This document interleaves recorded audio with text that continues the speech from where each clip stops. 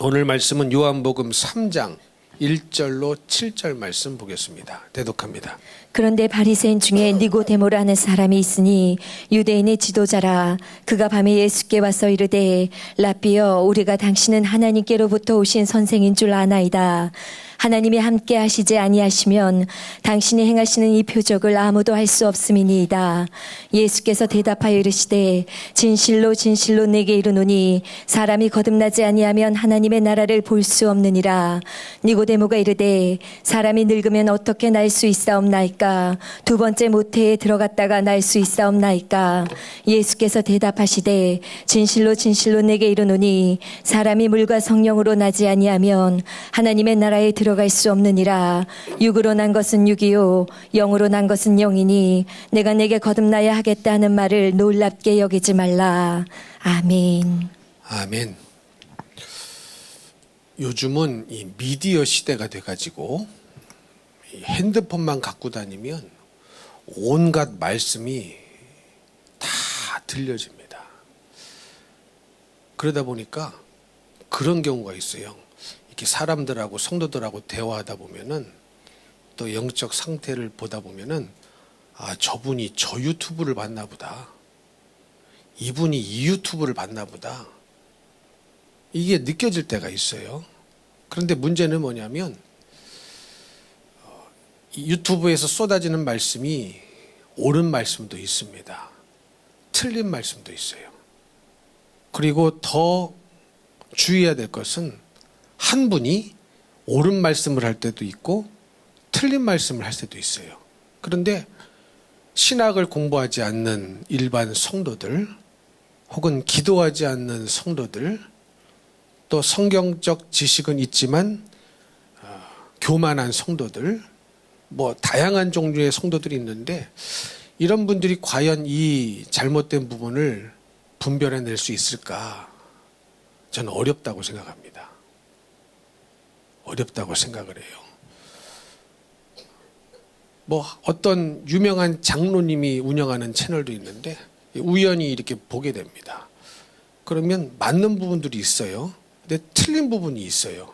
그런데 아무리 생각해도 이것을 보는 분들이 많은 것 같은데 과연 틀린 것을 분별할 수 있을까라는 생각을 했을 때에 아, 분별하기 어렵겠구나 이런 생각이 찾아옵니다. 왜냐하면은 여러분 마지막 시대는 미혹의 시대고 거짓 교사, 거짓 선지자가 판을 치는 시대입니다. 물론 본인이 모르고 잘못 전할 수도 있고 알고도 잘못 전할 수도 있는데 알고 잘못 전하든 모르고 잘못 전하든 그것을 듣는 사람들에게 영적인 위험을 가져다 주는 것은 마찬가지입니다. 그런데 요즘은 너나 할 것 없이 다 유튜브를 해요. 너나 할 것 없이 유튜브를 합니다. 뭐 신학을 공부한 것도 아닌데 뭐 신학을 다 공부했다고 다 맞는 것도 아니지만은 여하튼 뭐 조금만 뭐 하면은 다 유튜브를 합니다. 이것이 좋은 점도 있겠지만 참 수많은 말씀이 쏟아지면서 분별하기 어려운 시대가 되었다. 이런 생각을 해봅니다. 여러분 미혹이라는 것은요. 내가 당하는지도 모르고 당하는 거거든요. 만약에 에덴 동산에서 하와가 뱀이 찾아와서 말을 걸고 대화를 할 때 아, 내가 지금 당하고 있구나. 하나님의 뜻으로부터 벗어나게 나를 타락시키러 이 뱀이 왔구나라는 것이 분별이 됐다면 대화를 안 했겠죠. 쫓아버렸겠죠. 그런데 이게 당하는지 모르고 당한 거거든요. 근데 이 당한 것은 결과는 엄청나게 컸습니다. 에덴 동산에 쫓겨나야만 했어요. 그리고 죽을 수 없는 존재가 죽어야만 하는 존재로 바뀌어버렸습니다. 이 죄는요, 많은 죽음을 인류에게 가져왔죠. 육신도 죽어요. 영적으로도 죽습니다. 그리고 예수님도 죽어야 했어요. 그러니 여러분, 많은 죽음을 가져온 것이 이 미혹에 당한 죄인데, 이 미혹이라는 것은 분별하기가 어렵단 말이죠. 내가 당하는지도 모르고 당하는 것이 미혹이란 말이죠. 그래서 여러분, 참 말씀도 잘 들어야 되고, 분별도 하셔야 됩니다. 내가 원하는 말씀, 내가 듣기 좋은 말씀 따라가면 큰일 납니다. 우리는 내가 들어야 될 말씀을 들어야 되고 반드시 말씀을 통하여 내 속에 숨어있는 죄악들을 발견하고 회개로 끊어내야 여러분 구원을 받을 수 있고 믿음으로 살 수가 있는 것입니다. 그래서 회개하라 천국이 가까웠느니라. 회개하라 복음을 믿으라. 그렇지 않습니까? 자, 오늘 말씀에 보면은 이 구원받은 증거가 무엇인가에 대해서 나와 있습니다. 여러분 오늘 말씀에 보면은 천국에 누가 들어갈 것인가, 즉 다시 말하면 구원을 누가 받을 수 있는 것인가, 구원받은 증거는 무엇인가가 오늘 말씀에 나와 있거든요. 여러분 우리가 교회를 다니는 이유는 뭡니까? 예수를 믿는 이유는 뭡니까? 결국은 구원받고 천국에 가기 위함입니다. 그런데 교회 안에는 구원받지 못한 사람도 엄연히 존재합니다. 교회는 나왔지만 구원을 받지 못했어요. 받은 사람도 있지만 못 받은 사람도 있고 자기가 받은 줄 착각한 사람도 있습니다. 다양한 사람들이 존재하는데 제일 중요한 거는 구원을 받아야 되거든요. 내 영혼의 구원인 거거든요. 그것만큼 우리 인생에 급선무가 어디 있겠습니까? 가장 중요한 일이 어디 있겠습니까? 우리는 한번 태어나면 언젠가는 죽죠. 거의 많은 사람들이 100세 미만으로 다 죽습니다. 그러나 죽음은 끝이 아니라 우리의 영혼은 영원한 시간 속으로 들어가야 되는데 영원한 시간 속으로 어디서 궁극적으로 살 것이냐, 어디서 궁극적으로 내 영혼이 거처가 마련될 것이냐, 이게 중요한 것 아니겠습니까? 궁극적으로 내 영혼의 거처가 지옥에 마련된다면 그 인생은 인생 실패한 사람이요, 인생 정말로 망한 사람입니다. 그 고통을 어떻게 견디겠냐는 거죠. 천국에서 만나야죠. 천국에서 살아야죠. 구원을 받아야 된다는 얘기입니다. 자, 그러면 구원을 받은 증거는 무엇인가? 이것이 중요하지 않겠습니까? 오늘 말씀해 보니까 니고데모라고 하는 사람이 유대인의 지도자인데 밤에 예수님께 찾아왔어요. 예수님께 찾아와서 랍비여, 우리가 당신은 하나님께로부터 오신 선생인 줄 아나이다, 이렇게 말을 했어요. 하나님이 함께 하시지 아니하시면 당신이 행하시는 이 표적을 아무도 할 수 없음이니이다, 이렇게 말한 거 보니까 예수님이 행하시는 기적 혹은 표적, 특별히 요한복음에는 기적이라는 단어를 안 쓰고 표적이라는 단어를 일부러 썼습니다. 표적이라는 단어는 헬라어로 세메이온, 영어로는 사인, 그런 뜻이죠. 그게 뭡니까? 길 가다 보면 표지판이 있단 말이죠. 표지판에 써 있죠. 화살표 치고 동구청, 이렇게 써 있으면 화살표대로 따라가면 뭐가 나오는 거예요? 동구청이 나오죠. 그 화살표 사인보드가 동구청이 아니고 화살표를 따라가다 보면은 동구청이 나와요. 그러니까 표적은 사실은 표적 자체가 중요한 것이 아니라 이 표적이 가리키는 분, 그분이 중요한 거죠. 그분이 누구십니까? 예수님이시죠. 그러니까 예수를 만나라는 거예요. 예수님이 그 기적을 베푸셨는데 기적 자체가 중요한 것이 아니라 그 기적을 베풀어 주신 하나님의 아들이신 구세주 예수 그리스도가 중요해서 일부러 기적을 표적이라는 단어로 요한은 썼던 것이었어요. 그래서 이 니고데모가 찾아왔는데 이 표적을 보니까 이 표적은 아무나 할 수 있는 표적이 아니다. 하나님께로부터 오신 분이 아니라면 이것은 절대로 할 수 있는 것이 아니다라는 것을 알았기에 예수님을 찾아왔던 것이었습니다. 그런데 예수님께서 이 말을 듣고 뭐라고 말씀하십니까? 진실로 진실로 내게 이르노니 사람이 거듭나지 아니하면 하나님의 나라를 볼 수 없느니라, 이렇게 말씀하셨어요. 굉장히 중요한 말씀이죠. 하나님의 나라를 볼 수 있으려면, 하나님의 나라에 들어가려면, 다시 말하면 구원을 받으려면 어떻게 된다는 거예요? 거듭나야 된다는 거예요.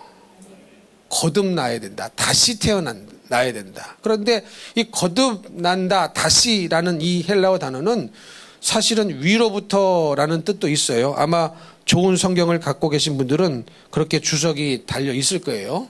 위로부터 다시, 이 같은 이 한 단어, 이런 같은 두 개의 뜻이 들어 있어요. 사람이 거듭나야 된다. 그랬더니 니고데모가 이 말을 못 알아듣죠. 이런 말을 들어본 적이 있을까요, 없을까요?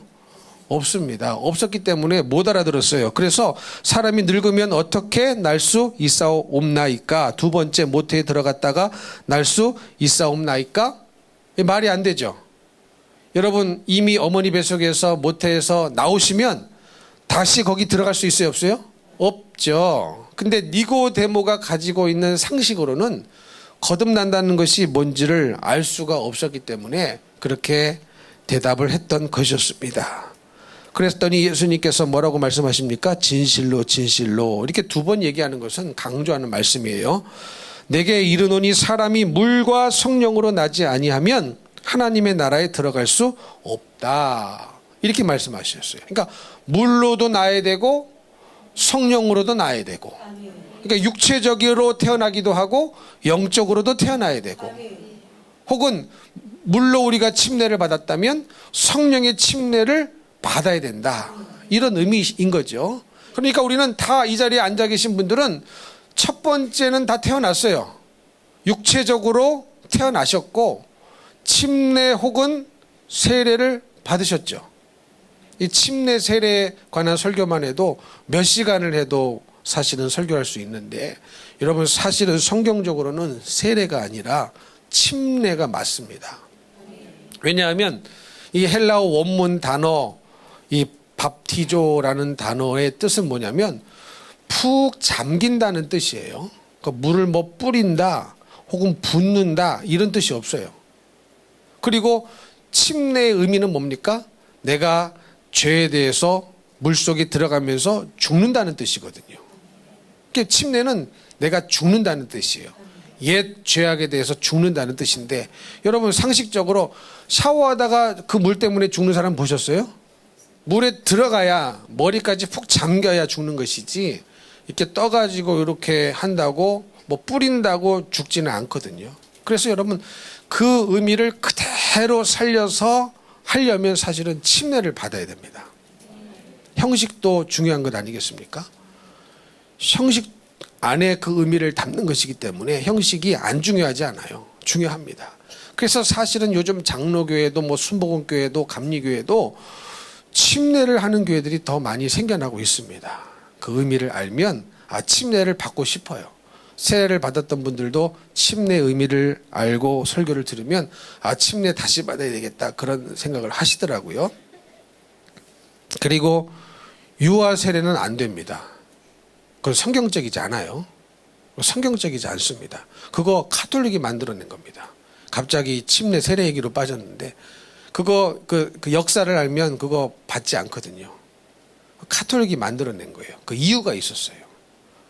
제가 예전에 다 설교를 했기 때문에 지금은 하지 않겠습니다. 아기는 자기 믿음을 고백 못합니다. 그렇죠? 믿음을 고백한 자에게 주는 것이 침례인데 아기는 믿음을 고백하지 못해요. 뭐 부모의 믿음으로 한다? 아니요. 부모의 믿음으로 구원받는 게 아니거든요. 그렇죠? 근데 이 카톨릭이 유아세례를 만들어낸 배경이 있는데 그걸 잘 모르고 오늘날 교회들이 하는 것이죠. 여하튼 이 물로 침례를 받는다든가 혹은 육체적으로 태어난다든가 이런 게 이제 물로 태어났다 이런 의미입니다. 그런데 중요한 것은 뭡니까? 성령으로 다시 나야 되는 게 필요한 거예요. 그렇기 때문에 물 침례를 받았다고 해서 구원받은 것은 아닙니다.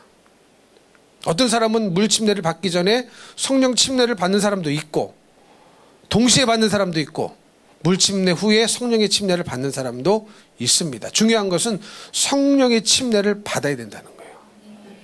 여러분 믿으십니까? 그래야 뭐예요? 구원의 백성이 됐다. 다시 말하면 정말로 예수를 믿게 됐다라는 것이죠. 근데 어떤 분이 여기에 대한 말씀을 하면서 예수 믿으면 성령이 찾아오셔서 확신이 생겨서 구원을 받은 겁니다. 이렇게 말하고 끝나버리더라고요. 자, 그러면 여러분 여기까지 들으면 어떤 궁금증이 생겨야 맞습니까? 성령을 받았다는 것은 어떻게 하냐는 거죠. 그렇지 않아요? 여러분 그런 생각 해보셨습니까? 내가 성령을 받았는지 안 받았는지 어떤 증거가 내 안에 있는 것인가? 이게 궁극적으로 중요한 것 아니겠습니까? 성령을 받아야 성령의 침례를 받아야 거듭난 것이라면 그래서 그것이 하나님 나라를 볼 수 있는, 들어갈 수 있는, 혹은 구원을 받은 증거라고 한다면 궁극적으로 내가 성령을 받았느냐 안 받았느냐, 이 증거가 내 안에 있느냐가 중요한 거거든요.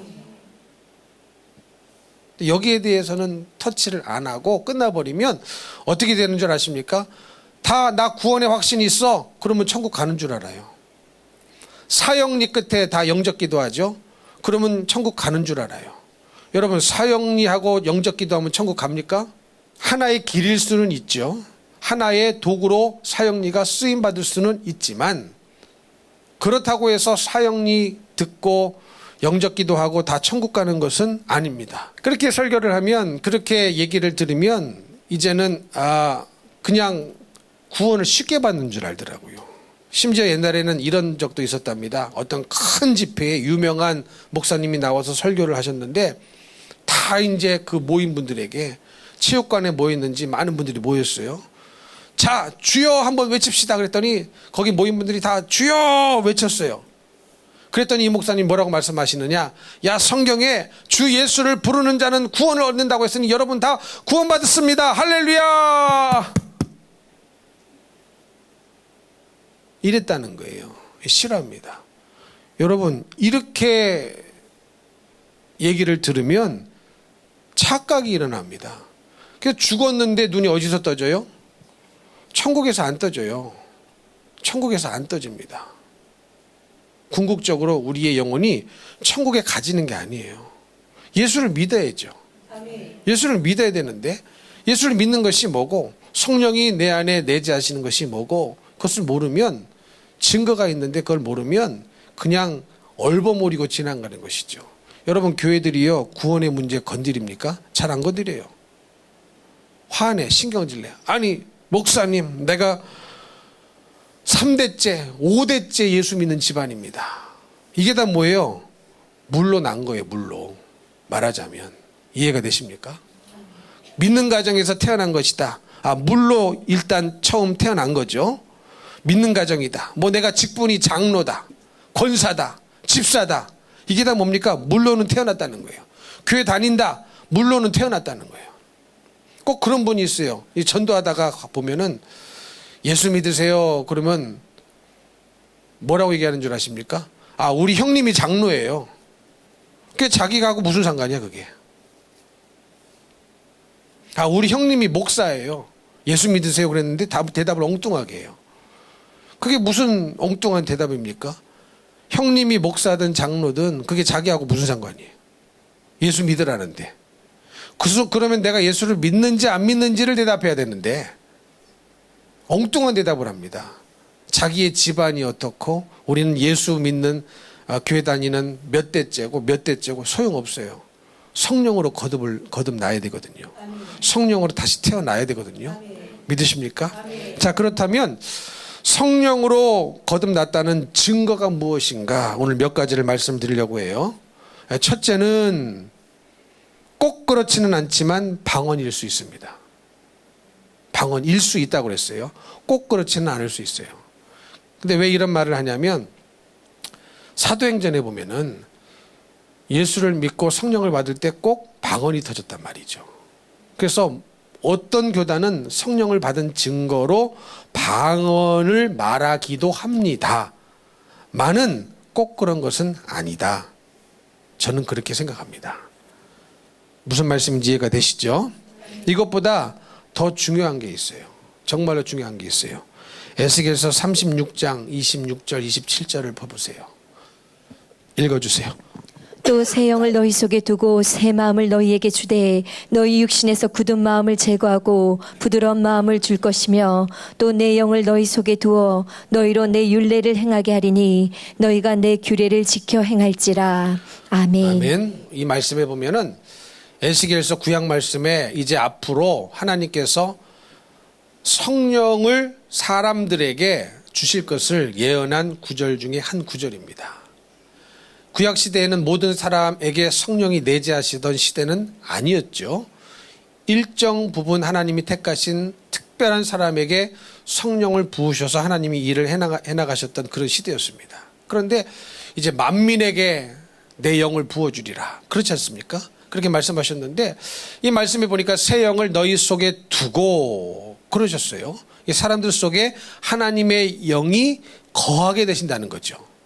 그러면 어떤 일이 벌어집니까? 새 마음을 너희에게 주되 너희 육신에서 무슨 마음을 제거해요? 굳은 마음을 제거하고 부드러운 마음을 줄 것이다. 굳은 마음, 돌이라는 뜻이 돌. 부드러운 마음, 살코기라는 뜻이에요. 원래 원문의 뜻은. 그러니까 돌은 탁탁하죠. 굳은 마음 뭘 의미하겠습니까? 완고한 마음. 아무리 말해도 바뀌지 않는 마음. 아무리 말해도 수정되지 않는 마음. 아무리 말해도 말씀대로 살지 않는 탁탁하게 돌처럼 굳어져 있는 마음. 어떤 말씀도 그 말씀, 그 마음을 뚫지 못하는 그런 마음을 뜻합니다. 이런 일이 가능할까? 얼마든지 가능하죠. 왜? 인간에게는 자유의지가 있으니까. 여러분, 예수님이 이 땅에 오셔서 얼마나 권세 있게 말씀을 전하셨습니까? 말씀이 육신이 되어 이 땅에 오신 분이시니까 얼마나 큰 말씀 한 말씀 한 말씀이 권세 있는 말씀, 능력 있는 말씀 전하셨겠습니까? 근데 그 말씀을 듣고도 끄떡하지 않았던 사람도 있었어요, 없었어요? 있었습니다. 그들이 누구예요? 바리새인들, 서기관들, 종교 지도자들. 오늘날에는 없을까요? 얼마나 많은지 모릅니다. 같은 말씀을 들어도 어떤 사람은 부드러운 마음이어서 살코기처럼 누르면 들어가죠. 살코기 눌러보셨습니까? 눌러보셨습니까? 찔러보셨습니까? 찔르면 찔르는 대로 들어가고 너무 부드러워서 말씀의 칼날이 얼마든지 일할 수 있는 그런 마음. 근데 그렇지 않는 마음이 오늘날에도 있거든요. 아무리 말해도 안 들어요. 회개하래도 회개하지 않습니다. 그렇게 살면 안 됩니다 해도 그렇게 삽니다. 이게 완고한 마음. 그러면서 어떻게 얘기하는 줄 아세요? 아, 나는 부족해서 그런다고. 어린아이와 같은 신앙이라고. 근데 여러분 말씀드렸죠. 교회요. 5년, 10년, 20년, 30년 다녔으면요. 그분은요. 연약해서가 아니라니까요. 완고해서 안 바꾸는 거예요. 연약해서 안 바꾸는 게 아니에요. 여러분 이 착각을 버리셔야 됩니다. 근데 말하면 아, 나는 연약하대. 아, 연약한 게 아니라니까. 고집스럽고 완고해서 그걸 안 바꾸는 것이지 연약해서 안 바꾸는 게 아니에요. 10년, 20년, 30년 교회 다녔으면 어떤 말씀을 안 들어봤겠습니까? 성경 공부 어떤 거는 안 해봤겠습니까? 별의별 성경 공부 다 하고 암송하고 막 쓰고 별거 다 해보셨을 거예요. 웬만한 프로그램 다 참가해보고 근데도 안 변하는 사람 얼마나 많습니까? 얼마나 주님 사랑하지 못하는 사람 많습니까? 그 말씀대로 안 사는 사람들이 얼마나 많냐는 거예요. 왜냐? 연약해서가 아닙니다. 완고해서 안 바꾸는 거예요. 완고해서 내 고집, 내 마음대로, 내 뜻대로, 내가 원하는 대로, 내 형편대로, 내 상황대로 내가 살겠다는 생각을 안 바꾸기 때문에 안 되는 거죠. 이게 돌 같은 마음이에요. 굳은 마음이에요. 근데 이걸 제거하고 부드러운 마음을 주신대요. 누가? 성령이 오시면. 성령이 오시면. 그 다음 구절 중요합니다. 또 내 영을 너희 속에 두어. 그러니까 성령이 이제 내재하시기 시작하면 그 성령이 하시는 일이 뭐라는 겁니까? 너희로 내 율례를 행하게 하리니. 할렐루야. 그러니까 성령을 부어주시는 이유가 뭡니까? 성령이 우리에게 오심으로 말미암아 그분이 우리 안에서 행하시는 일이 뭐라는 거예요? 하나님의 말씀을 지켜 행하도록 하시는 거예요. 중요한 얘기입니다. 왜 이 말씀이 중요합니까? 지난번에도 말씀드렸죠. 하나님께서 이스라엘 백성들을 애굽에서 이제 구출해 내셨을 때 이들이 홍해를 통과하고 또 광야로 들어가서 어디 산에 도착했어요? 시내산에 도착을 했습니다. 그런데 이 시내산에서 어떤 일이 일어났습니까? 모세가 산꼭대기에 올라가서 40일 동안 주님과 함께 하면서 가지고 뭘 내려왔습니까? 돌판을 갖고 내렸다는 말이죠. 그 돌판에 하나님께서 친히 계명을 새겨주셨어요. 그거 누가 새겨주신 거예요? 누가? 맞아요? 혹시 모세가 이 대장장이 하나 끌고 가가지고 갸가 이렇게 쪼아서 만든 거 아니에요? 아니죠. 하나님이 친히 그 돌판에 새겨주셨어요. 하나님이 손수 친히 그 돌판에 새겨주신 계명이었어요. 얼마나 귀중한 거예요. 그런 계명을 가지고 이스라엘 백성들이 오랜 세월 동안 살았지만 그 계명을 지켜 행하는 일에 실패했습니까? 성공했습니까? 실패했습니다. 하나님이 써주셨는데, 그래서 이제는 하나님이 아예 성령을 보내주셔서 신비에 하나님의 말씀을 새겨주신다는 거예요. 그래서 내 영을 너희 속에 두어 너희로 내 율례를 행하게 하리니. 그러니까 성령이 하시는 일이 뭐예요? 이제는 우리 몸 밖에 있는 돌판에 아무리 말씀 새겨져 봤자 행할 길이 없어요. 실패합니다. 죄 짓습니다. 우상숭배 계속합니다. 말 안 듣습니다. 죽을 길로 갑니다. 약속해줘도 안 믿습니다. 그렇던 그들이었지만 이제는 아예 성령을 그 속에 내재하심으로 말미암아 아예 마음판에 신비에 하나님의 말씀을 새겨주신다는 거예요.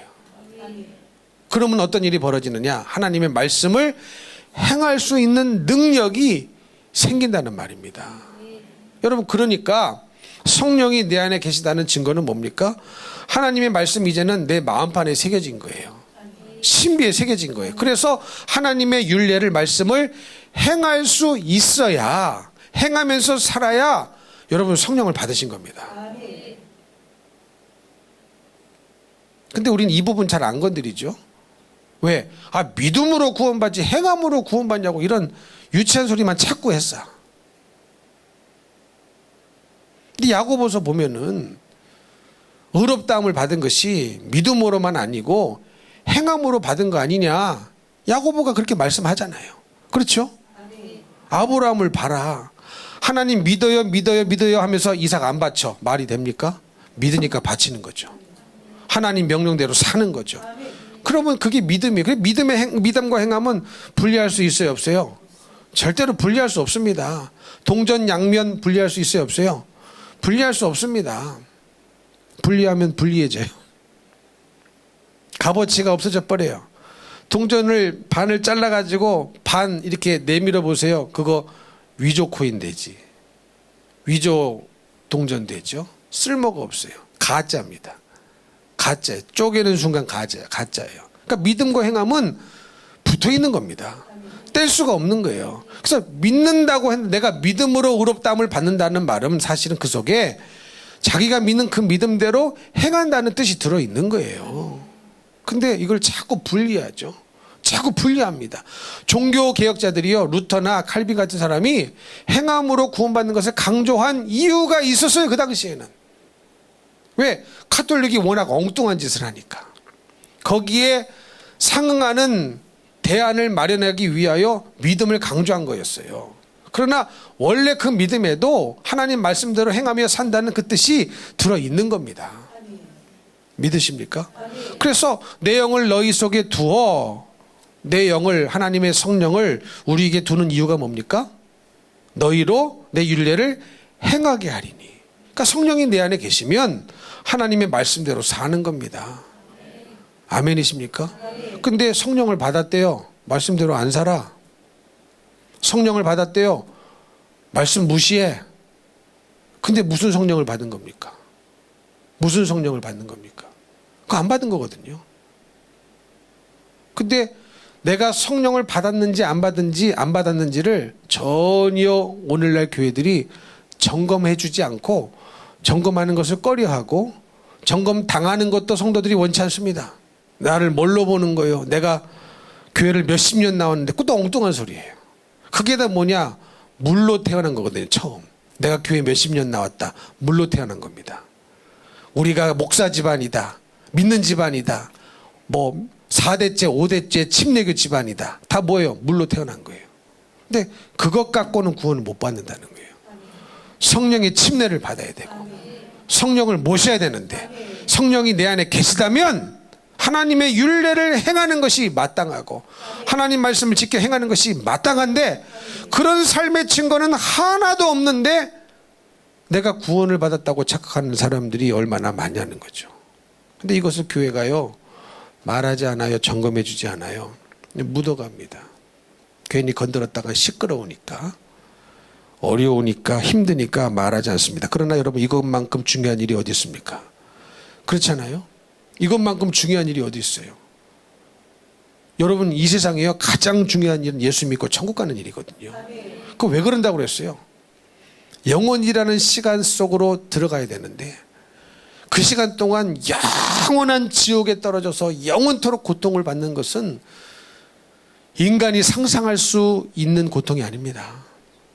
그래서 가끔 말씀드리죠. 이 공간, 이 예배당, 이 공간이 영원이라는 시간이라면 우리가 살아가는 목숨이 붙어있는 100년도 안 되는 시간은 눈에 보이지도 않는 먼지만도 못한 나노 입자, 요즘 조그만 입자들 얘기하는데 그 입자만큼도 안 되는 작은 영역만이 우리의 100년도 안 되는 인생일 것입니다. 왜냐하면 영원이라는 시간은 계속 가거든요. 계속 가거든요. 끝이 있다면 여러분 소망이 있겠죠. 그러나 끝이 없어요. 지옥에서 사는 인생이 끝이 있다면 소망이 있겠죠. 그러나 끝이 없어요. 끝이 없어요. 끝없는 불구덩이, 끝없는 고통. 한 번 들어가면 못 나와.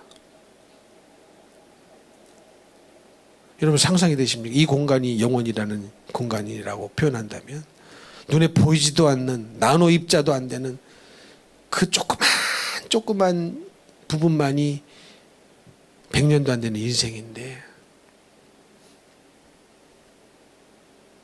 이 시간을 하나님 말씀대로 사는 게 힘들다고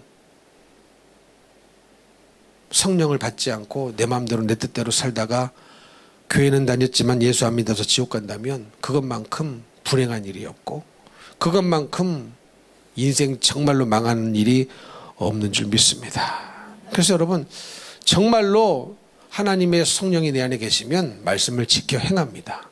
여러분 보십시오. 예수님의 제자들도 성령을 받지 않았던 안 받았었던 그 시절과 성령을 받은 후에 그 삶이 확연히 구분되지 않습니까? 예수님과 같이 따라다녔어도요 성령을 받지 않았을 때는 예수님 부인했어요.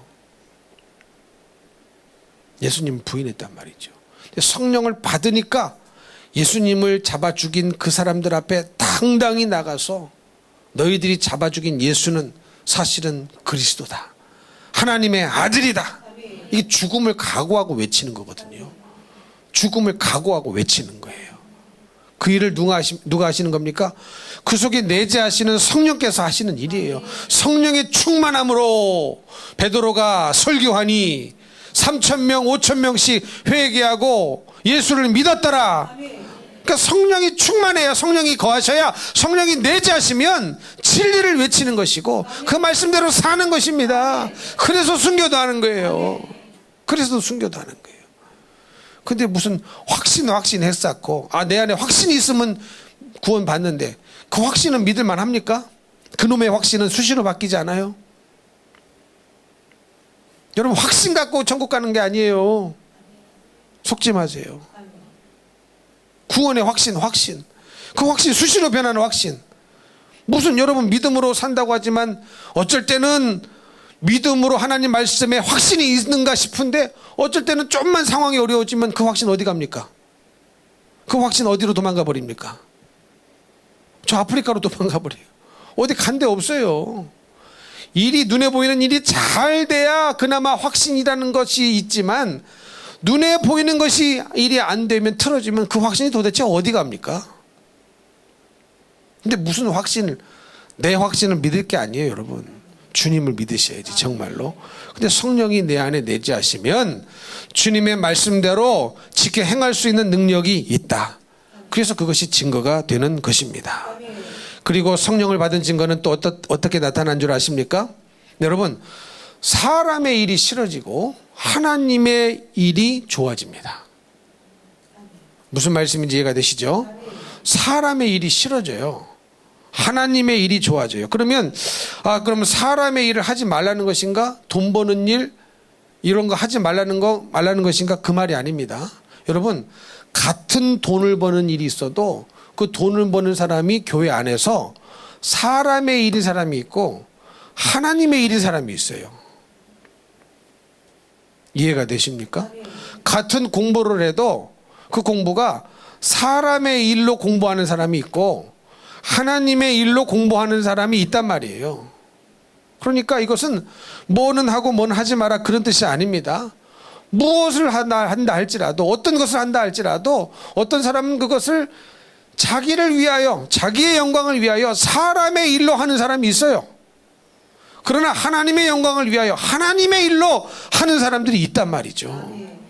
그 차이입니다. 근데 예수님을 믿고 성령을 받으면 사람의 일로 살아가는 것이 싫어집니다. 괴로워집니다. 괴로워서 못하는 거예요. 괴로워서 못하는 거예요. 여러분, 뭔가를 죄를 끊어야 되는데, 여러분 죄를 어떻게 끊는 줄 아십니까? 그 죄를 짓는 것이 괴로워져야 끊을 수 있다니까요. 그 죄를 짓는 것이 싫어져야 끊을 수 있다니까요. 어거지로 끊으려고 하면 그 죄 또 집니다. 그래서 끊어지는 게 아니에요. 거룩의 영이신 성령을 받으면 죄를 짓는 것이 괴로워져요. 싫어져요.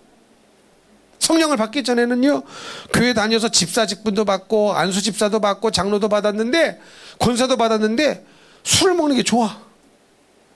막 좋아. 안 끊어져요. 성령을 받으면 괴롭습니다. 죄를 짓는 것이 괴로워요. 교회를 다녀도 성령 받지 못하면요, 죄를 안 짓는 것이 괴로워요.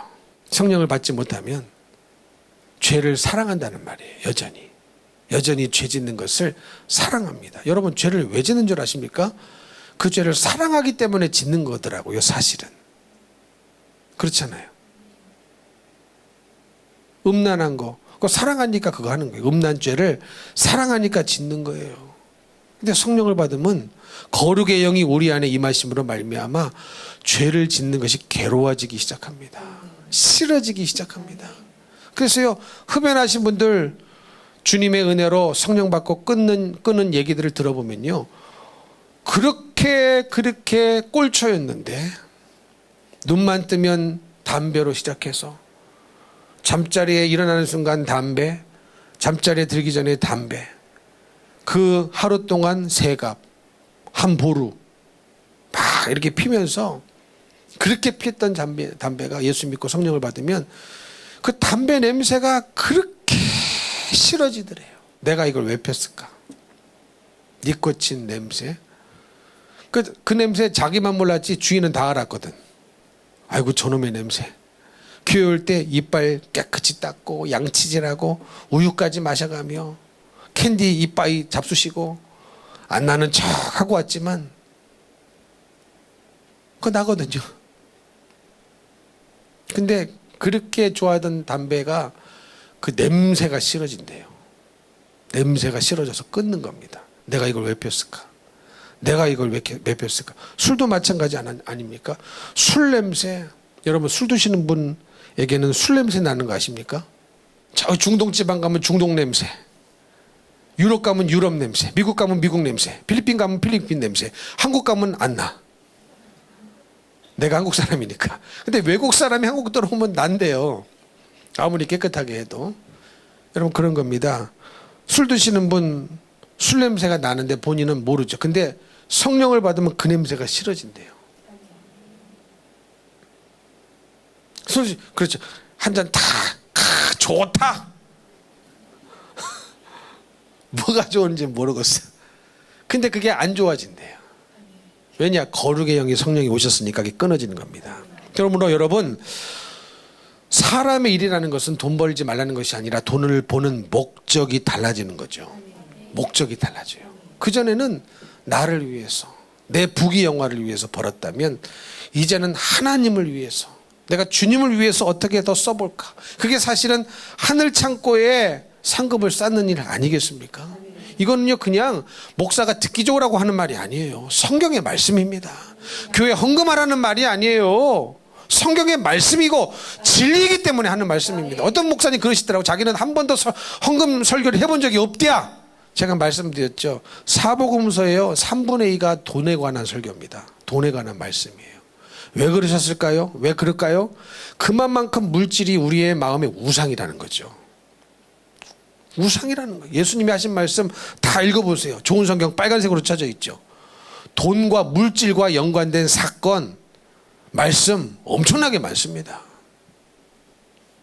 근데 성령을 받으면 돈을 버는 목적이 달라져요. 내가 부자 돼야 되겠다. 내가 새 집을 사야 되겠다. 새 차를 사야 되겠다. 이거 아닙니다. 이거 아닙니다. 주를 위해 써야 되겠다. 하나님의 영광을 위하여 살아야 되겠다. 하나님의 나라 확장을 위하여 써야 되겠다. 여러분, 그런 확실한 마음의 중심으로부터 우러나오는 거짓 없는 동기가 있는 자에게 하나님이 물질을 부어주시지 않겠습니까? 하나님은 어디를 보세요? 마음의 중심을 보십니다. 비슷한 말로 우리 마음에 숨은 동기를 보신단 말이에요. 그러니까 말로만 그럴듯하게 나는 하나님의 영광을 위하여 돈을 버는 거야. 소용없다니까요. 그거 하나님이 속겠습니까? 그 가짜인 거. 하나님 이름 팔아 돈만 벌려고 하는 것이지, 사실 그 돈 주면 너는 네 집부터 살 놈이야. 네 차부터 바꿀 놈이야. 그거 모르시겠습니까? 그거 모르시겠냐고요. 네가 주를 위해 먼저 쓸 놈이 아니야. 하나님은요, 속는 분이 아니시더라고요. 속일 수도 없는 분이고 속지도 않으셔요. 근데 우리는 스스로 얼마나 속입니까? 마치 하나님을 위해서 할 것처럼. 그러나 정작 그 사람이 먼저 하나님의 나라와 의를 구하는 사람이냐? 아닌 거 더 잘하셔요. 아닌 거 더 잘하셔요. 안 주십니다. 왜? 안 줘야 깨달으니까 안 주시는 거예요.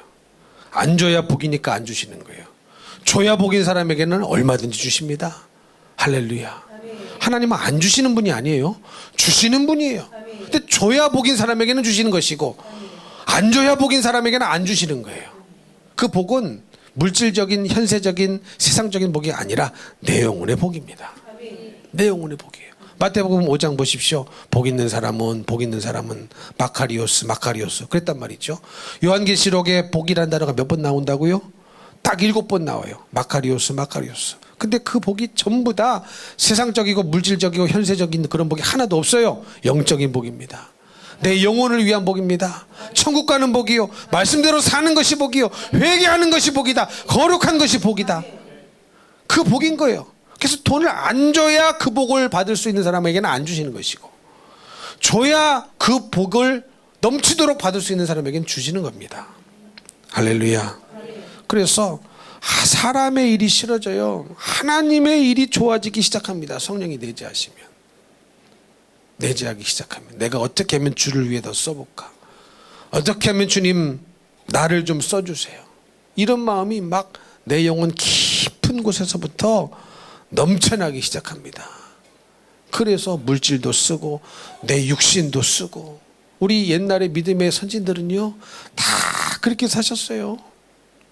물질이 없어도 가난해도요, 드릴 것은 이 몸밖에 없으니 이곳저곳 다니시면서 전도하고 예수복음 전하고 교회에서 충성하고 뜨거운 물 안 나와도 설거지하고 청소하고, 이게 다 주를 위한 일 아니겠습니까?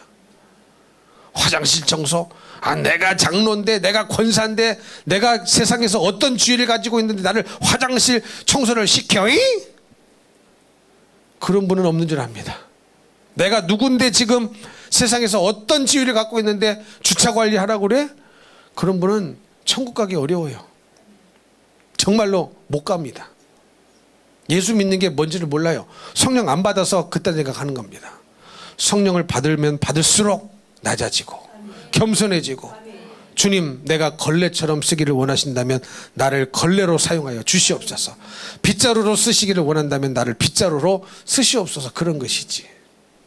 그러니까 여러분 가만히 보면요, 예수 믿는 것이, 성령 받은 것이, 모르는 것이 무엇인지를 모르는 분이 너무 많아요. 너무 많아요. 안타까운 현실입니다. 너무 많아요. 그러나 아셔야 됩니다. 정말로 아셔야 됩니다. 사람의 일이 싫어지셔야 되고 하나님의 일이 좋아지셔야 됩니다. 그래서 우리 주님이 뭐라고 말씀하셨습니까?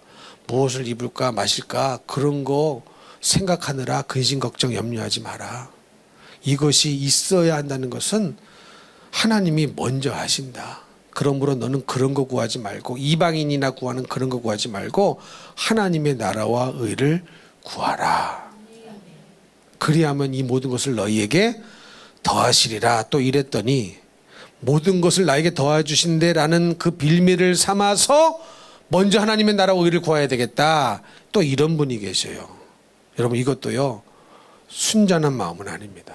순수한 마음은 아니라는 거예요. 항상 하나님은 어디를 보세요? 마음의 중심을 보시고 숨은 동기를 보시는 거예요. 를 정말로 내가 하나님의 손에서 나오는 떡고물을 얻어먹기 위하여 충성하는 게 아니라니까요. 내 자식이 잘 되기 위하여 내가 충성하는 게 아닙니다. 그런 이유는 사실은 다 가짜예요. 순수하지를 못해요. 제가 자주 말씀드리지만 여러분에게 누가 접근해 와서 결혼하자고 하는데 여러분 돈을 보고 접근해서 결혼하자고 한다면 그거 안다면 그 결혼하시겠습니까? 끔찍스럽지 않겠어요? 나를 사랑해서 결혼한 줄 알았더니 내 돈 보고 결혼했어. 내 권력 보고 결혼했어. 그게 밝혀지는 순간 끔찍하지 않겠습니까? 근데 여러분 주님의 마음이 바로 그 마음이에요. 네가 하나님의 나라 의를 구하는구나. 근데 왜? 물질에 복 받으려고? 똑같은 거예요. 똑같은 거예요. 여러분 우리는요 굶어 우리를 죽이신다 할지라도 하나님의 나라와 의를 구할 만한 이유가 10,000가지도 넘는 사람입니다. 왜요? 지옥에서 건져주신 은혜, 무참히 십자가에서 나 영생 주시기 위하여 죽어주신 그 은혜 어떻게 갚겠습니까? 누가 이 일을 우리를 위해서 하겠습니까?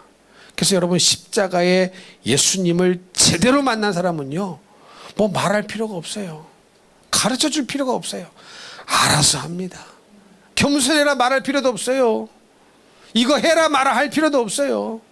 알아서 합니다. 왜? 그 피가 그 속에 있고 성령이 그 안에 계시니 성령이 계속 인도하시는 겁니다. 근데 어떤 분들은 예수를 믿는데 성령을 받았대. 근데 너무너무 몰라요. 일거수일투족을 다 가르쳐 줘야 돼요.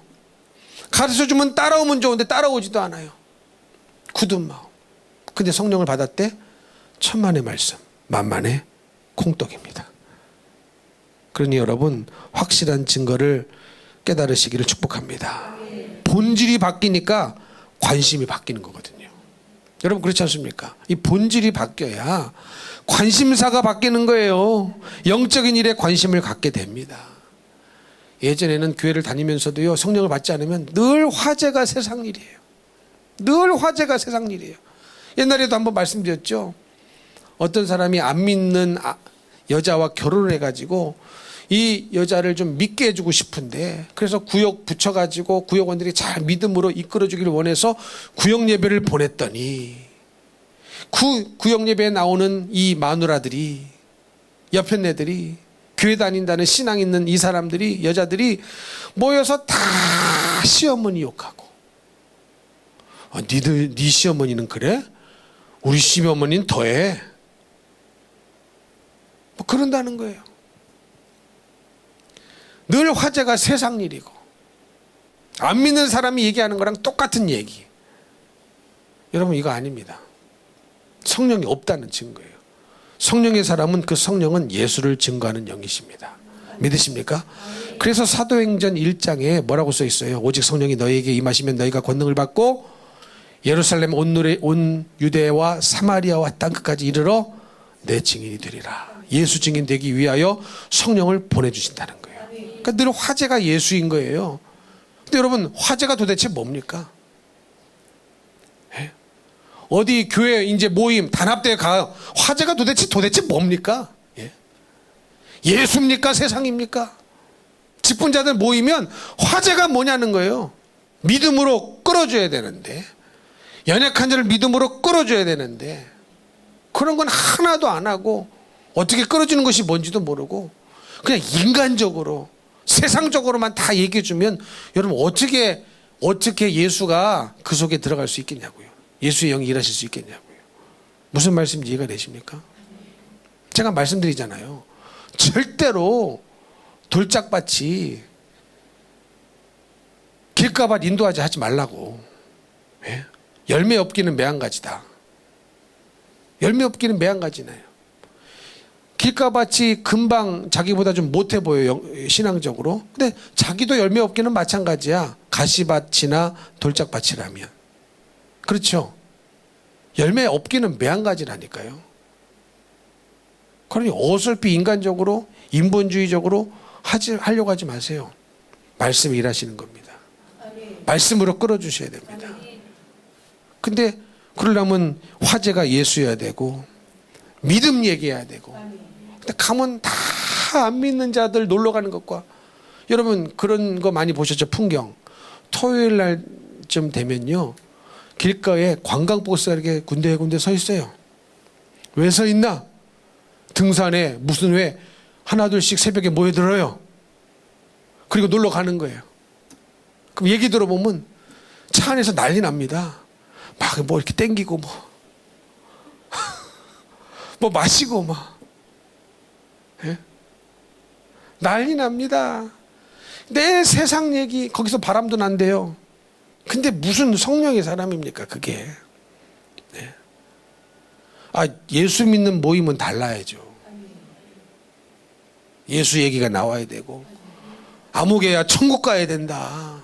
왜 너는 이런 데만 나오고 교회 기도하는 데는 안 나오니? 끌어줘야 되죠. 끌어줘야 되죠. 여러분 말씀드렸지만 기도하는 안 하는 분은 가짜입니다. 믿음이 아니에요. 믿음이 아니에요. 하나님이 믿어지니까 기도하는 것이거든요. 하나님이라는 존재가 믿어지니까 기도하는 것이고. 아멘이십니까? 내가 기도하면 그분이 나의 불가능한 문제를 해결해 줄 것을 믿으니까 기도하는 것이거든요. 기도는 내가 믿음이 있다는 증거거든요. 교회를 나왔다고 구원받는 게 아니라 기도를 하셔야 믿음의 사람인 거거든요. 주님을 의지하는 거거든요. 근데 벌벌 주일날 한번 나와주는 거로, 놀러 가는 거 나와주는 거로 만족해? 아닙니다. 그분 그러고 산지 벌써 몇 년이에요? 10년 20년 안 됐습니까? 목사님 천천히 갑시다. 천천히 20년을 오지 않으셨습니까? 천천히 30년을 오시지 않았습니까? 이제요 주님 곧 재림하십니다. 언제인지는 나는 몰라요. 그러나 세상의 징조가 꽉 차지 않았습니까? 이스라엘 전쟁 나는 거 보십시오. 그 전에 러시아 우크라이나 전쟁 나는 거 보십시오. 마태복음 24장 보십시오. 주님이 오신다는 증거가 꽉 차 있습니다. 그리고 재림하시기 전에 내가 죽는다면 그날이 심판의 날인데, 그날의 심판이 날인데 언제까지 천천히 가자. 어린아이 같은 믿음 없는 사람 잘 이해해주고 받아줘야 된다. 아니 그걸 언제까지 하냐고 도대체. 신앙에 도전을 안 하니까 변화가 없는 겁니다. 그게 왜 그런 줄 아세요? 그 영혼을 사실은 사랑하지 않기 때문인 거예요. 부모도요, 자식의 영혼을 사랑하지 않는 부모 많습니다. 육신적으로는 육신의 피가 땡긴데 그렇게는 사랑을 해요. 그러나 자녀들도요, 그 영혼을 사랑하지 않는 부분 많아요. 영혼을 사랑한다면 어떻게 그 자식을 수십 년 동안 그렇게 놔두냐고요. 그 영혼 사랑하는 거 아닙니다. 정말로 그 영혼을 애절하게 사랑하고 작정 기도하고 주님의 심정으로 말하면 주님이 일하시지 않겠습니까? 주님이 일하시지 않겠습니까? 우리 사모 간증 들어보셨죠? 사모의 어머니 때문에 새벽기도 다니면서 신앙을 갖게 됐어요. 그 당시에 우리 장모님이 은사 받으시고요, 그래서 목사님이 데리고 다니시면서 기도시켰던 그런 분이었는데, 삶의 어려움과 굴곡을 겪으시면서 시댁에 너무 악한 시어머니를 만나서 어려움을 겪으시고 잠깐 다른 데로 가셨다가 이 어머니가 다시 주님께로 돌아오도록 눈물로 7년을 기도했어요. 간절한 애절한 마음을 가지고. 왜? 그 영혼을 사랑하니까. 영적인 거 안 건드리면요, 육적으로는 얼마든지 사이 좋습니다. 영적인 것을 건드리기 시작하면 전쟁이 납니다. 전쟁이 나요. 전쟁은 있어야 되고 전쟁은 승리해야 됩니다. 그래야 영혼을 빼앗아 오는 거예요. 영혼을 얻는 거예요. 근데 달래 10년 전에 그 사람 여전히 그 사람이에요. 20년 전에 그 사람 여전히 그 사람이에요. 아니 주님을 믿고 주님을 의지하고 기도하고 그 영혼을 사랑하는 마음으로 작정 기도하고 금식까지 해서도 하고 만나서 아무개야. 근데 여러분 솔직히 말해서 단합되어야 하면 단합이 됩니까? 육적으로는 돼요. 영적으로는 됩니까? 영적으로 하나가 되든가요? 하지 말라는 말이 아니에요. 목적을 바로 가지시라는 말이에요. 목적을 바로 가지시라는 말이에요. 육적인 즐거움만, 육적인 관계만 맺어놓고 끝나는 것이 아니라 교회의 모든 행사와 모든 기관은 영혼을 구령하는 데 맞춰져 있는 거예요. 그거를 왜 하냐는 거죠. 거기에 돈을 왜 쓰냐는 거죠. 거기에 시간을 왜 투자하는 거죠. 그런 일은 왜 하냐는 거죠. 영혼을 구원하기 위하여. 왜? 구원받지 못한 영혼은 그것만큼 비참한 것이 없거든요. 그래서 여러분 성령을 받은 사람은 이 본질이 바뀌니까 관심사가 바뀌어집니다. 내 세상 얘기. 어디 가면 뭐가 맛있다더라. 어디 가면 뭐가 보기 좋다더라. 천국 가면 비교도 할 수 없이 더 좋을걸요. 저는요 주님의 은혜로 세계 여러 나라를 다녀봤습니다. 그런데 단 한 번도 놀러 가본 적이 없어요. 놀러 가고 싶지도 않아요. 저는 우리나라도 어디 안 가봅니다. 가볼 생각이 없어요. 우리나라도 안 가본 곳이 너무 많더라니까. 다 주님의 일, 선교, 전도 하는 거 외에는 가보지 않았어요. 왜 그런 줄 아십니까? 이 세상에 아무리 좋은 게 있어도요 천국만큼 좋겠습니까? 아무리 좋은 풍경이 있어도요 천국의 풍경만큼 좋겠습니까? 근데 그런 마음을 갖고 사니까 이것도 보여주시고 저것도 보여주시긴 하는데 저는 그때마다 좋은 풍경, 좋은 것을 볼 때마다 무슨 생각을 하느냐? 천국은 얼마나 좋을까? 천국은 얼마나 좋을까? 우리 주님 곳에 내가 들어가야 되는데, 천국에 가야 되는데, 우리 성도들도 천국 가야 되는데 정말로 마음의 중심으로부터 답이 안 나오는 성도들이 있어요. 이 답이 좀 나와줘야 되는데 답이 안 나오는 분들이 있어요. 안타깝습니다. 여러분이 그 마음을 가지고 믿음으로 끌어주셔야 됩니다. 그래서 성령을 받아야 되고 성령의 충만함을 받아야 됩니다. 자녀들도요 말씀으로 끊어주세요. 말씀으로 끌어주세요. 아멘이십니까? 제발 말씀으로 끌어주셔요. 빌빌 대지 말고 괜히 말해서 건드렸다가 또 교회도 안 나올까봐. 여러분 그런 자식은요 교회를 나왔다고 구원받는 게 아니라니까요. 여러분이 그걸 아셔야 돼요. 주님이 주신 마음으로 영적 전쟁을 치르면 누가 일하셔요? 주님이 일하십니다. 내가 하는 게 아니에요. 주님이 일하시고 전한 말씀이 일을 하는 겁니다. 그래서 사도 바울이 뭐라고 고백합니까? 떠나면서 그들을 하나님의 말씀에 부탁한다 하고 떠나요. 사람에게 부탁하는 게 말씀에 부탁하는 거죠. 내가 너희들을 가르치고 전한 말씀이 너희들을 지키고 인도할 것이다.